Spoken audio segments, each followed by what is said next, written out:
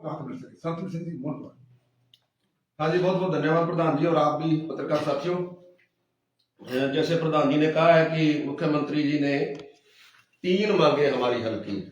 पहली मांग फिरोजपुर फीडर, दूसरी मांग हमारी थी RD 45 से गंगानगर तक गंगनहर का पुनर्निर्माण, और तीसरी मांग बड़ी मांग थी गाजर मंडी बड़ी। तो हम उनका धन्यवाद भी करते हैं, गंगानगर की धरती पर स्वागत करते हैं, ये हमारा धर्म बनता है और ये सब अच्छी बात है। तौर पर हम थोड़ा थोड़ा उसके बारे में ज्यादा लंबा नहीं खींचेंगे, बता देंगे। ये तो जो फिरोजपुर फीडर का पुनर्निर्माण किया जाना है, हम चाहते हैं कि RD 45 से गंगनहर का निर्माण, जब 300 करोड़ का बजट पास है तो वो निर्माण भी उसकी DPR बना के साथ ही कर लिया जाए, ताकि किसानों को बंदी का बार बार सामना ना करना पड़े, दिक्कतें ना आए।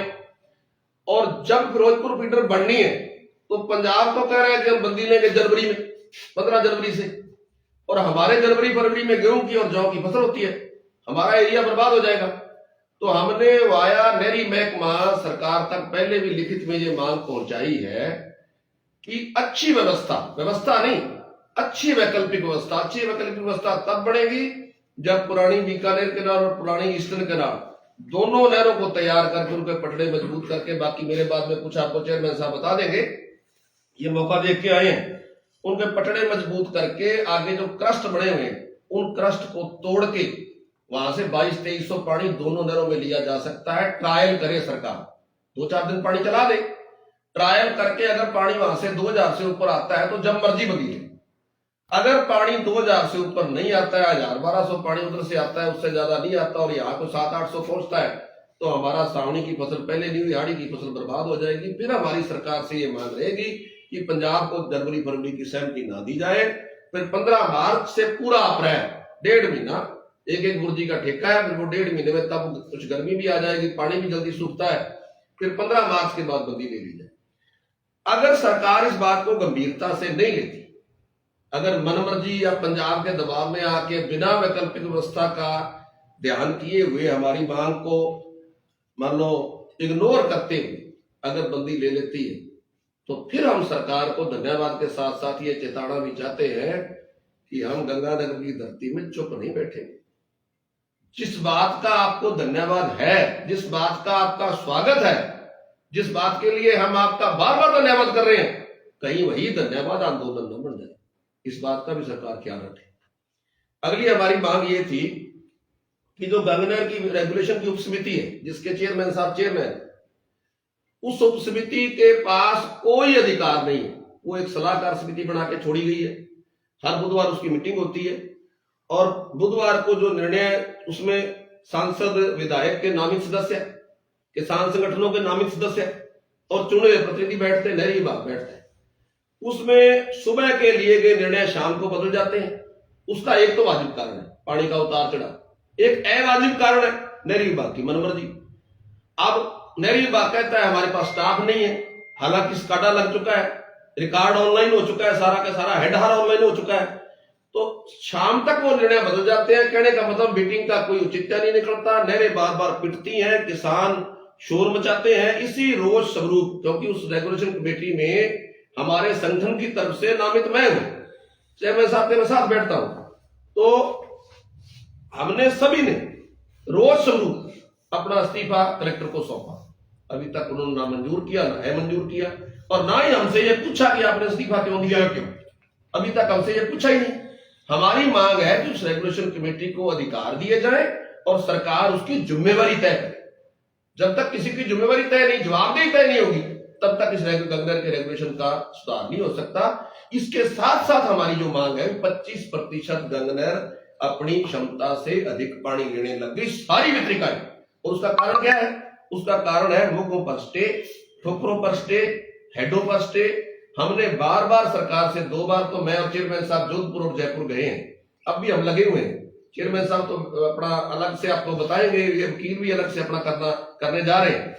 लेकिन मैं आपको ये बता दूं कि हमने बार बार सरकार को ये बात कही है कि सरकार अपने एडवोकेट जनरल से को लगाए, वहां जोधपुर में सभी स्टे को एक जगह क्लब करे, उसको जल्दी उसकी सुनवाई हो, जल्दी निस्तारण हो, ताकि गंगनहर की जो आ रही समस्याएं हैं उनकी 25% एक्स्ट्रा कम नहीं है कोई। इसके साथ हमारी ये मांग थी कि जो हमारा इलाका है ना, ये बागवानी और गन्ने का इलाका है, तो हमने जब बंदी लेनी है तब आपको पता है पिछले साल बहुत सारे बाग तबाह हो गए बिल्कुल, टेम्परेचर बढ़ जाता है मार्च अप्रैल में और उसी में बंदी रहती है। बंदी अगर 2 साल नहर बने, 3 बने, 4 बने, क्या पता है। तो हमारी मांग ये थी कि गंगानगर में 50% के करीब तो डिग्गियां बढ़ चुकी, जो 50% रह गए उनको सरकार एक विशेष पैकेज दे, गांव गांव खेत खेत में डिग्गी बनाए, ताकि कभी भी हमें ना तो हमारा बागवानी मरे, ना गन्ना मरे, ना हमारे जो कभी कोई हमें दिक्कत आए। तो हम विशेष पैकेज डिग्गी के लिए विशेष पैकेज की मांग कर रहे हैं, कनेक्शन की और विशेष पैकेज की। इसके साथ साथ हम ये कह रहे थे कि हमारा गन्ना हमें पंजाब ले जाना पड़ता है, आधे से ज्यादा, तकरीबन आधा तो ले जाना ही पड़ता है, फाजिलका मिल में या उसमें तरन मिल में। और किन्नू जो हमारा यहाँ से बांग्लादेश तक जाता था और गंगानगरी किन्नू मशहूर था, वो आज मंडीकरण के कारण बर्बाद है। सिर्फ उसका मंडीकरण नहीं है, क्वालिटी वही है। तो हमारी मांग थी कि ये 4 किलोमीटर लंबी मंडी है गाजर मंडी, इसके लिए हमने सरकार का धन्यवाद किया है। यही क्यों ना गाजर किन्नू मंडी भी स्थापित कर दी जाए, क्योंकि गाजर का सीजन तो 2 बार, गाजर का सीजन 2 महीने। तो हमारी मांग है कि किन्नू मंडी भी यहीं स्थापित सरकार करे और जो किन्नू का निर्यात है जैसे बांग्लादेश में होता था और था, वो केंद्र सरकार का मामला है। हमारे मुख्यमंत्री जी बात करें, हमारे सांसद बात करें और उसका निर्यात भी खोले। और गन्ने के लिए हमारा यहाँ क्षमता बढ़ाई जाए, 1 यूनिट और लगाया जाए, क्योंकि हमारे पास नरमा हो नहीं रहा, मूंग हो नहीं रही, एक विकल्प गन्ना बचा है। ठीक है जी।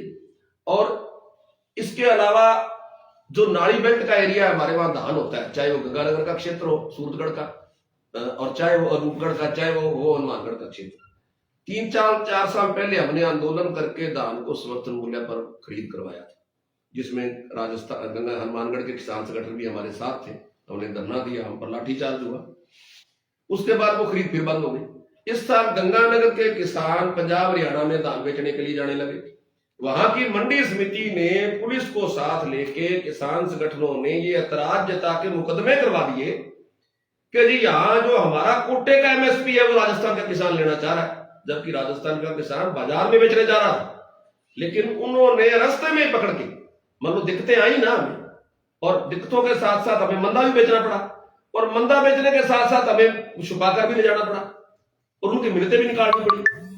तो हम जहां समर्थन मूल्य हरियाणा में जैसे गेहूं का है, हमारे भी है, पंजाब में भी, हरियाणा में भी, इसी तरह धान जो हमारे एरिया में होता है उसके लिए हमारी सरकार समर्थन मूल्य पर खरीद करे, ताकि हमें पंजाब और हरियाणा जाकर मुकदमे ना करवाने पड़े, वहां ना बेचना पड़े। इसके साथ हमारी 1-2 मांगे और थी, जैसे एक तो साधुवाड़ी में जो गाजर मंडी बन रही है ना, उसके साथ साथ हमारे यहाँ नहरों के साथ साथ रास्ता था, अलग से रास्ता नहीं था। वो मांग आपके पास आ गई होगी, कल उस पर थोड़ा बहुत समझौता भी हुआ है, मेरे ख्याल में लिख के देना है। हमारी भी ये मांग है कि वो जो रास्ता है वो वैकल्पिक तौर पे, जो अभी तो एक बार दीवार रोकने की बात हुई है, वो रास्ता उनको दिया जाए। जो दोडी चक दोडी के जो 40 दाड़ियां हैं वो हम भी मांग करते हैं कि उस रास्ते को दिया। इसके साथ साथ जो हमारी एक मांग और मुख्यमंत्री जी से, ये हमें अगर समय मिलता है तो ये सभी मांगों के साथ ये मांग हम मिलकर भी उठाएंगे कि 1.5 किलोमीटर मात्र दूर टिब्बी के, एक तो हमारी जो उन्होंने 4 क्विंटल नरमा और 2.5 क्विंटल मूंग, और खाद वाले मामले में जब हमारी बिजाई का समय होता है ये हमने लाइनें लगवा देते हैं और 5 गट्टे एक आधार कार्ड पर देते हैं। ये मराव कुमार जी को थोड़ा ये इस बार मिले भी है कई बार हम जी। साथियों, पहली बात तो है कि जो खरीद है बात टाइम पे स्टार्ट होती है, खरीद बहुत लेट स्टार्ट है, और दूसरी सीमा नहीं है 40 क्विंटल, तो जरा आधार कार्ड पर डाल दिए, सीमा कर दी 40 क्विंटल, तो आधार कार्ड होना चाहिए। तो वही घर के अंदर 2 या 3 सदस्य है तो मैं भेज के आपको। और रही बात खाद की, तो खाद पर भी बड़ी प्रॉब्लम आने लगी है। एक गिरदावरी, चाहे गिरदावरी 4 बीघा गया, चाहे गिरदावरी पर 40 बीघा गया है, सिर्फ 5 थैला यूरिया 5 थैला DAP देने जा रहे। तो अभी मुख्यमंत्री के माध्यम मुख्यमंत्री ने कहना चाहूँ अभी यहीं पर भी गौर करके और अनिवार्यता खत्म करनी चाहिए, या फिर जमीन के हिसाब खाद लेनी चाहिए। हाँ, क्या किसान कार्ड बन जाए, किसान कार्ड बना के देखे। और दूसरी बात, जो यूरिया और DAP के साथ पैकिंग का मामला काफी टाइम से चल रहा है। और तो जो सोसाइटी है, तो एक टाइप का सरकारी उपक्रम है, सोसाइटियों में भी साथ में मतलब अनजरूरी सामान दिया जा रहा है, उस पर भी रोक लगे। और यही बात है। बाकी चेयरमैन साहब रखते हैं अपनी बात, लास्ट में 2 मिनट को इनकी बात है, तो चेयरमैन साहब रखें अपनी बात सारांश में। हाँ, पहले तो सभी पत्रकार साथियों का धन्यवाद वैसे तो संतवीर जी ने ब्रीफिंग कर दी, सारा बता ही दिया आपको सारा विस्तार से, पर जो भी साथी लाइव में भी डेट जुड़े, हम कल मुख्यमंत्री जी का प्रस्तावित दौरा है गंगानगर के लिए। तो हम तो पहली बात तो ये कि उन्होंने जो फिरोजपुर फीडर का जो कह रहे हैं कि शिलान्यास के लिए आ रहे हैं, ये पिछले 11-12 वर्षों से गंगानगर के किसानों की ये मांग थी, जिसके लिए वो आ रहे हैं, उसके लिए हम बिल्कुल धन्यवाद उनको करेंगे। और साथ में हमारा यही है कि फिरोजपुर फीडर का जो प्रस्तावित बंदी जो 15 जनवरी से कही जा रही है, पंजाब की तरफ से मांग की जा रही है, उसके लिए वैकल्पिक व्यवस्था की जाए, ताकि पुरानी बीकानेर कनाल और पुरानी ईस्टर्न कनाल उसकी प्रॉपर सफाई करके क्रस्ट है उसका क्रस्ट वॉल जो उसको हटा के, तो गंगानगर में हमारे ये खक्खा हेड में कम से कम 1500 क्यूसेक किसानों को पानी मिल सके, ताकि किसानों की फसल जो बर्बाद ना हो। इसके साथ ही जो हमारी जो पिछले काफी समय से मांग है कि RD 45 से खखा तक जिसकी रीलाइनिंग के लिए सरकार ने बजट दे दिया है, 300 करोड़ का बजट दिया है, वो भी साथ ही साथ इसकी DPR जल्द से जल्द तैयार करवा के उसको भी किया जाए। क्योंकि देखो गंगनहर का जो है ना शताब्दी वर्ष है, 5 दिसंबर 1925 को गंगनहर की नींव महाराजा गंगा सिंह जी ने रखी थी, 100 वर्ष पूरे होने हैं। पूरे सिस्टम को इस वक्त सारा सिस्टम जर्जर है कि फिरोजपुर फीडर बन गई, उसके बाद गंगनहर के लिए बजट दे दिया सरकार ने, इसकी जितनी भी दिक्कतें उनको भी जल्द से जल्द उनका पुनर्निर्माण किया जाए, क्योंकि उनके वो सारी जर्जर हालात हो। सो मेनली तो ये मुख्य है हमारी 3 चीजें कि इन तीनों का अब टाइम आ गया, 100 वर्ष हो गए और इसके जरूरत भी है, और किसानों को RCC की सारी रीलाइनिंग हो जाए। उसके बाद जो जैसे सतवीर जी ने बताया कि मोको और हेडो का जो स्टे है उसको जल्द से जल्द उसका निस्तारण करवाया जाए, ताकि सभी को समान पानी का जो वितरण हो सके। हम अपनी तरफ से प्रयास कर रहे हैं, लेकिन अगर सरकार इसमें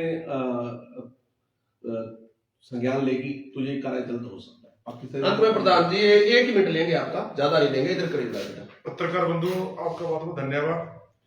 हमने आपके माध्यम से इस मंच पे पूरी बात सरकार तक पहुंचाने का प्रयास किया।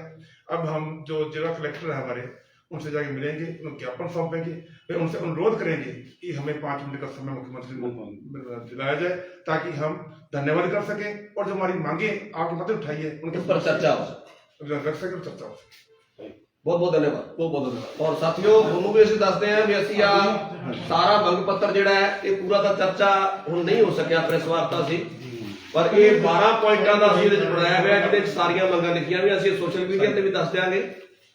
ਇਹ ਅਸੀਂ ਪ੍ਰੈਸ ਨੋਟ ਇਹਨਾਂ ਨੂੰ ਵੀ ਦੇ ਰਹੇ, ਪੱਤਰਕਾਰਾਂ ਨੂੰ ਵੀ, ਔਰ ਇੱਕ ਅਸੀਂ ਕਲੈਕਟਰ ਸਾਹਿਬ ਨੂੰ ਮਿਲਣ ਜਾ ਰਹੇ, ਉਹਨਾਂ ਨੂੰ ਆਪਦਾ ਮੰਗ ਪੱਤਰ ਦੇ ਕੇ ਔਰ ਉਹਨਾਂ ਨੂੰ ਇਹ ਗੱਲ ਕਹਿਣ ਜਾ ਰਹੇ ਆ ਵੀ ਸਾਨੂੰ ਮੁੱਖ ਮੰਤਰੀ ਜੀ ਤੋਂ 5 ਮਿੰਟ ਦਾ ਸਮਾਂ ਦਿਵਾਇਆ ਜਾਵੇ GKS ਸੰਗਠਨ ਦੇ ਨਾਤੇ।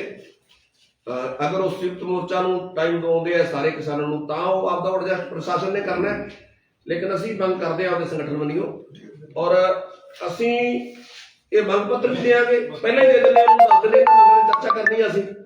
ਅਗਰ ਸਮਾਂ ਦਵਾਉਂਦੇ ਆ ਬਹੁਤ ਚੰਗੀ ਗੱਲ ਹੈ, ਅਗਰ ਨਹੀਂ ਦਵਾਉਂਦੇ ਫਿਰ ਵੀ ਅਸੀਂ ਉਹਨਾਂ ਦਾ ਮੁੱਖ ਮੰਤਰੀ ਜੀ ਦਾ ਇਹ ਉਮੀਦ ਕਰਦੇ ਹਾਂ ਕਿ ਉਹ ਜਿਹੜਾ ਸਾਨੂੰ ਬਜਟ ਦਿੱਤਾ ਹੈ ਉਹਨੂੰ ਜਲਦੀ ਤੋਂ ਜਲਦੀ ਉਹਨੂੰ ਧਰਾਤਲ ਤੇ ਲਿਆਉਣਗੇ, ਕਿਸਾਨਾਂ ਦਾ ਨਜ਼ਰ ਆਪਣਾ ਉਹਨਾਂ ਦੀ ਨਜ਼ਰ ਰੱਖਣਗੇ, ਸਾਰੀਆਂ ਮੰਗਾਂ ਵੀ ਉਹਦੇ ਤੇ ਕੰਮ ਕਰਨਗੇ, ਔਰ ਸਾਡੀਆਂ ਮੰਗਾਂ ਨੂੰ ਧੰਨਵਾਦ। ਇਹਨਾਂ ਸਾਡੀਆਂ ਮੰਗਾਂ ਨੂੰ ਨਜ਼ਰਅੰਦਾਜ਼ ਨਹੀਂ ਕੀਤਾ ਜਾਊਗਾ। ਜਿਵੇਂ ਪਹਿਲਾਂ ਸਾਡੀ RD 45 ਤੋਂ ਕੋਈ ਕਹਿੰਦਾ ਹੀ ਨਹੀਂ ਸੀ 20 ਸਾਲ ਨਹਿਰ ਬਣੀ ਨੂੰ ਹੋਇਆ ਜੀ, ਦੂਰੀ ਵਾਲੀ ਗੰਗ ਨਹਿਰ ਕਿੱਥੋਂ ਬਣ ਜਾਊਗੀ। ਅਸੀਂ ਤੋਂ ਧਰਨਾ ਦਿੱਤਾ ਜਾ ਕੇ ਜੈਪੁਰ ਕਿਸਾਨ ਚੌਕ ਤੇ, ਔਰ ਅਸੀਂ ਇਸ ਗੱਲ ਨੂੰ ਵੀ ਚੰਗਾ ਸਮਝਦੇ ਹਾਂ ਵੀ ਉਸ ਟਾਈਮ ਗੁਰਵੀਰ ਸਿੰਘ ਬਰਾੜ ਨੇ ਸਾਡੀ ਮੀਟਿੰਗ ਕਰਵਾਈ, ਰੂਬੀ ਕੁੱਲਰ ਵੀ ਸਾਡੇ ਕੋਲ ਉੱਥੇ ਆਏ, ਗੁਰਵੀਰ ਬਰਾੜ ਨੇ ਸਾਡੀ ਮੀਟਿੰਗ ਕਰਵਾਈ ਪ੍ਰਧਾਨੀ ਮੰਤਰੀ ਔਰ ਸਿੰਚਾਈ ਮੰਤਰੀ ਨਾਲ, ਔਰ ਪਹਿਲੀ ਵਾਰ ਸਾਡੇ ਰੱਖੀ ਗਈ ਮੰਗ ਸਰਕਾਰ ਨੇ ਉਸੇ ਬਜਟ 'ਚ ਪੂਰੀ ਕੀਤੀ। ਤਾਂ ਅਸੀਂ ਜਿਹੜਾ ਕੋਈ ਚੰਗਾ ਕਰੂਗਾ ਉਹਨੂੰ ਚੰਗਾ ਕਹਿਣ ਦਾ ਫਰਜ਼ ਹੈ। ਧੰਨਵਾਦ।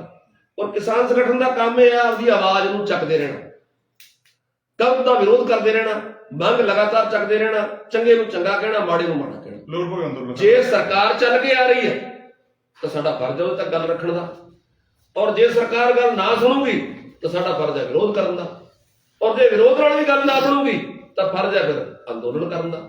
ਫਿਰ ਪੈਰਾਂ ਥੱਲੇ ਅੱਗ ਮਚਾਉਣੀ ਪੈਂਦੀ ਹੈ, ਅੱਡੀਆਂ ਦਾ ਨਾਮ ਲੈਣਾ ਪੈਂਦਾ, ਫਿਰ ਕਰੀਏ ਕੀ ਜੇ ਕੋਈ ਨਾ ਸੁਣੇ ਤਾਂ।